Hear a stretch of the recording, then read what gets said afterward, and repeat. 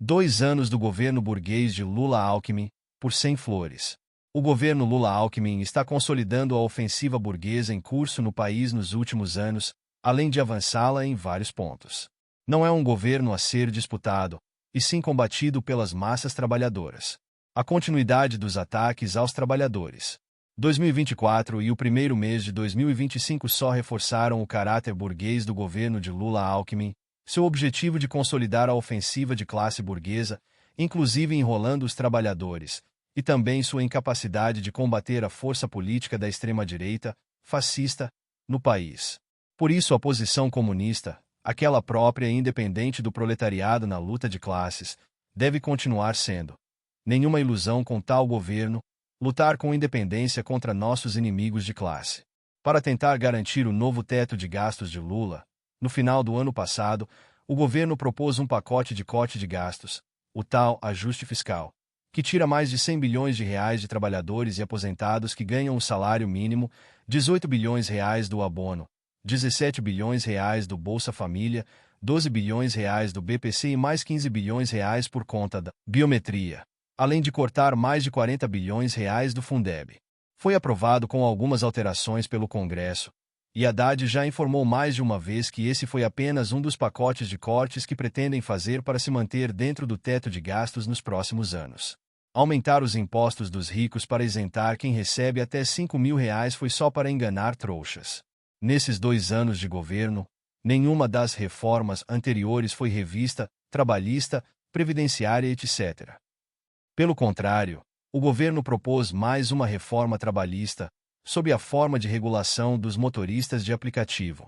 Na realidade, essa regulação visava, sob o aval das centrais sindicais pelegas, legalizar a imensa exploração desses trabalhadores em condições abaixo da CLT. A proposta, no entanto, não andou no Congresso. Já as privatizações continuam a todo vapor. 2023 e 2024 bateram o recorde de concessões de rodovias no país, com valor acima de 100 bilhões de reais.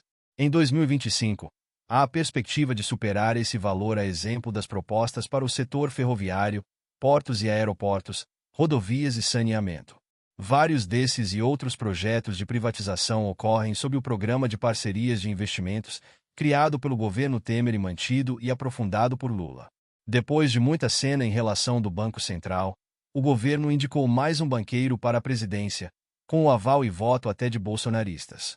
Galípolo, o novo presidente, na grande maioria das vezes, votou com o bolsonarista Campos Neto nos aumentos da taxa Selic e já efetuou seu próprio primeiro aumento dos juros em janeiro.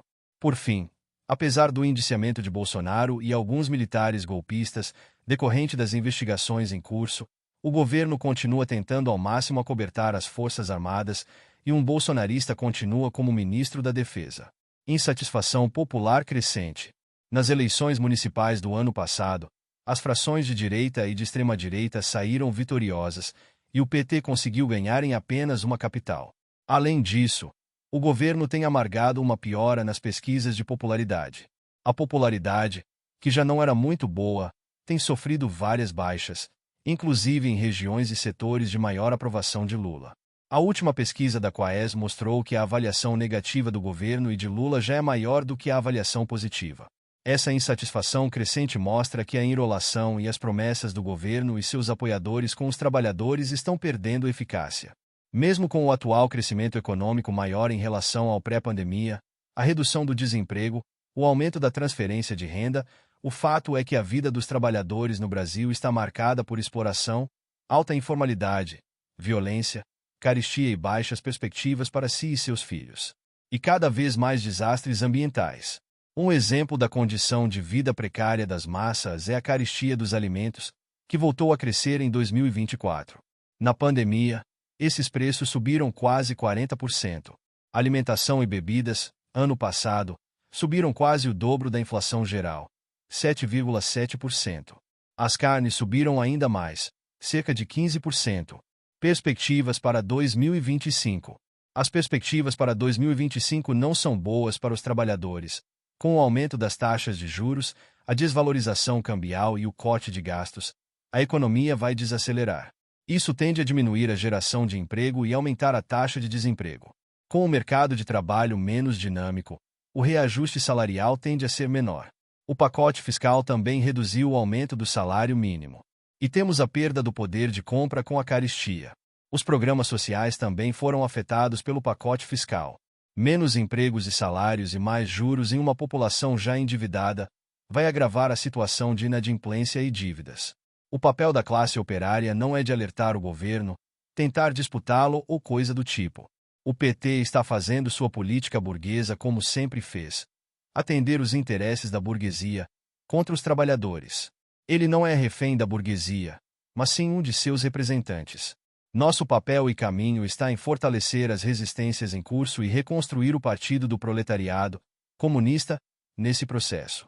Esse é o caminho para reverter a presente ofensiva de classe, que avança seja com o atual governo, seja via fascismo, e que tende a se fortalecer com mais um governo Trump nos Estados Unidos.